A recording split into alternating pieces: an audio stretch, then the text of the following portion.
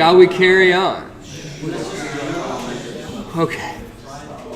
So now we've learned how to do transfer function derivations from an input-output differential equation. We can go back to, not too tough to do. Transfer functions and state space models. We're really only going to focus on one direction in this class. I mean, not the band, okay? But we're only going to go from state space to transfer functions. We're not really going to go the other way much. We might talk about it a little bit at some point, but that's not the focus. I'm really focused on taking us from state space to a transfer function. And we don't like to go from transfer functions to state space because it's called a state space realization, and typically it's not as high fidelity in terms of physical quantities. Our state space models that we derive tend to have state variables that make sense, like voltage across a capacitor or the force through a spring, whereas realized state spaces that are derived from transfer functions tend to be like the fifth time derivative of the position of one object, which is not super physically intuitive. So we tend not to enjoy those state space models as much. And so we're going to focus more on going the other direction from a state space model to transfer function. But there is another thing called state space realizations to recognize. You can go the other direction too.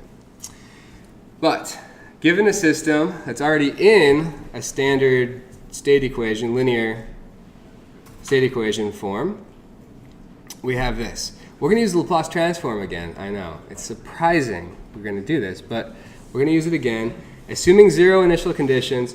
And for this one, so you take the Laplace transform on the left-hand side, we have the Laplace transform of a time derivative of x. So we can just skip this intermediate step of every time. I feel like we should get like a blooper reel of me writing a fat pen and being surprised by it like every day. Yeah. Okay. S times, now what we're going to do is we're going to write the vector x capitalized, because now it's going to be x of s, right? So I'll write over here capital X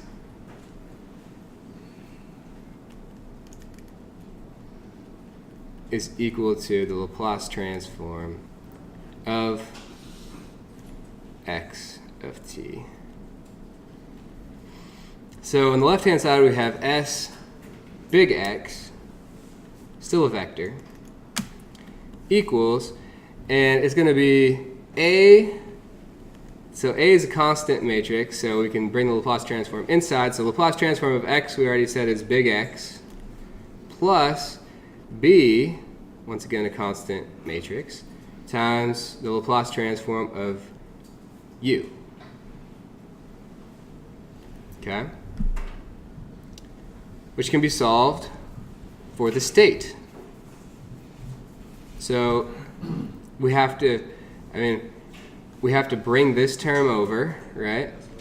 And then we got to factor out the x, and we need to take the inverse. We can't exactly, this is just like if it was scalar, we would have to take the inverse, but the inverse is just reciprocal for a scalar. For a matrix, it's not. And then take the inverse and multiply it by both sides. So what you're left with is big X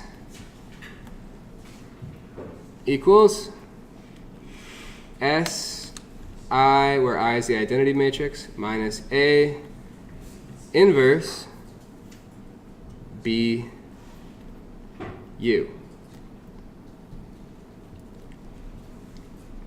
Okay.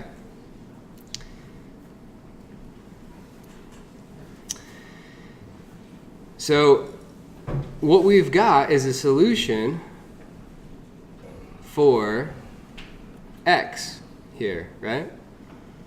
And that solution for x, we can plug into our output equation too, right? Remember our output equation? And we'll write it in right over here just to remind ourselves. But we'll do it in Laplace transform variables. Y equals Cx plus du. Okay? So if we've got a solution for x and we want to know y, then we just need to plug x in there. So just plug that guy right in there, and we can get y. So the standard form of the output equation yields this output solution. So if you plug this in, notice there's a u in this term, and there's a u in this term. We can pull both out, so we can factor out that u.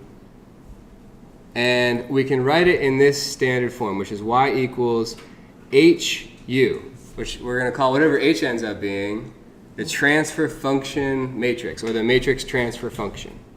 Okay? So that is h of s equals c times si minus a inverse b plus d.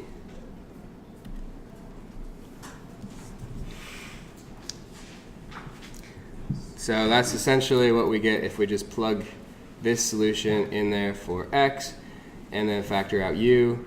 What remains is this times u. So the element hij is a transfer function from the jth input uj to the ith output yi. So we get a transfer function from each input to each output. Okay? This is pretty cool.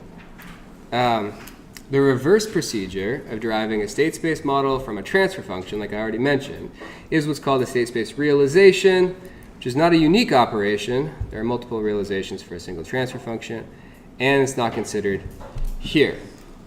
Now, so this is essentially where we're at right here, right? Just you can find the matrix transfer function by just plugging and chugging in this. So we'll do an example of that, even though it's almost trivially easy for you guys at this point to do this.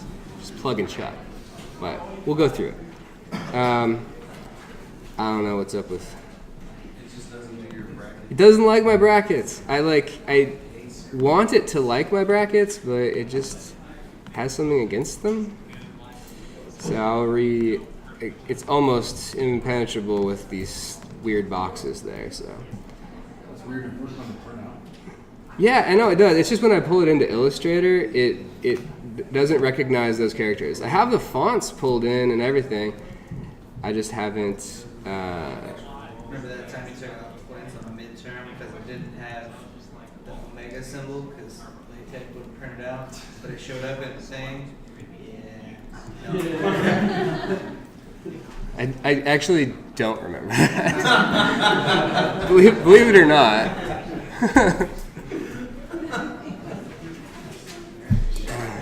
I know I made my life sound really boring before, but like it's not quite that boring. It's exciting to me. I like my life. Okay. I feel like we got off track here. Okay, let's get back to this problem. So we're given a state space model, and it's a 2x2 A matrix, so it's a second order system. We have a 2x2 C matrix, so it's a 2 by whatever C matrix, so we have two outputs. And we have one input, so we're going to have two transfer functions from the one input to each output, right? That's what we're going for. So we want to know what the transfer function, matrix transfer function is, given these A, B, C, and D matrices. So it's essentially just plug and chug. Let's plug it into our formula that we just derived for our matrix transfer function. So we said it's C Si minus A inverse B plus D. Now, before we go through this, let's just like step back for just a second. This term right here keeps coming up, doesn't it? It just won't go away. When we're finding the eigenvalues, we take the determinant of Si minus A. watch what we end up doing as we go through this. We're going to take the determinant of SI minus A again. Okay? It's a preview. We're going to kind of like foreshadow something that we'll talk about on Wednesday. So I'm not going to plug in C. I'll plug in SI. I needs to be a 2 by 2 because A is a 2 by 2.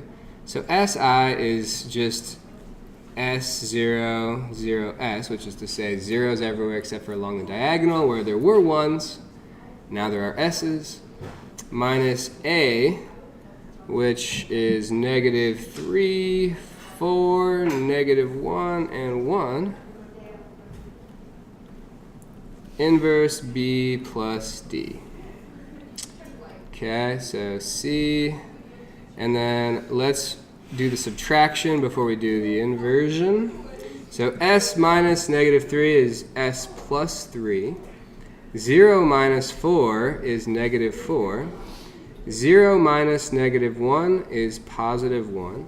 S minus 1 is S minus 1.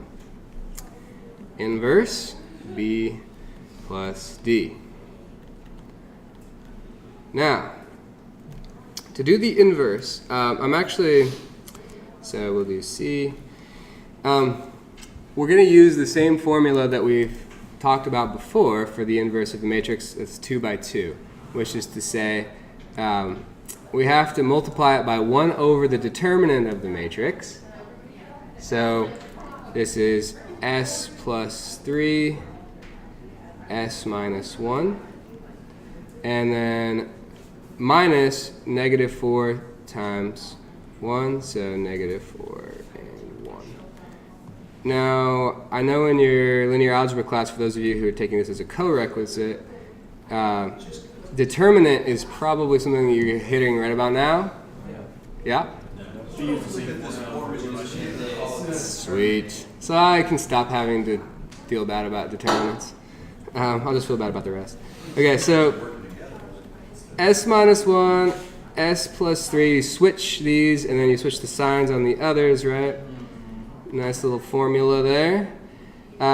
Times B plus D. Okay, so let's pull this. This is a scalar, right? So we'll pull that out front of everything. So 1 over, and then we'll go ahead and multiply it through. So S squared plus 3 minus 1, so 2S, and then it's plus 4 minus 1, which is, or plus 4 minus 3, which is 1. Times, and then I'll go ahead and write in C here is the identity matrix, so we don't even need to put it in, right? The identity matrix is like multiplying by 1, gone. So we will then have S minus 1, 4, -1, and S plus 3, so rewriting that matrix. The B matrix is, what did I say, 0, 1, 1, 0, something like that? 0, 1, 2 by 2. 1, 0. So B is 1, 0. And D was just 0, right? Yep. So it was, doesn't really matter, but it's a 2 by 1, 0, so that just goes away. So we are left with rewriting this factor out front, S squared plus 2S plus 1 times, it's S minus 1 times 1 plus 4 times 0, 0. -1 times 1 is -1 plus S plus 3 times 0 is 0.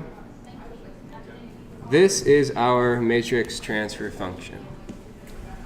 You could put this, so one way to write it would be, which is less simple, but would be looking more like two transfer functions, would be S squared plus, was to just distribute this denominator throughout, right? But notice that, and this always happens, the denominator is always the determinant of SI minus A, okay? And it's the denominator of all of these transfer functions. So we're going to come back to that on Wednesday. Okay?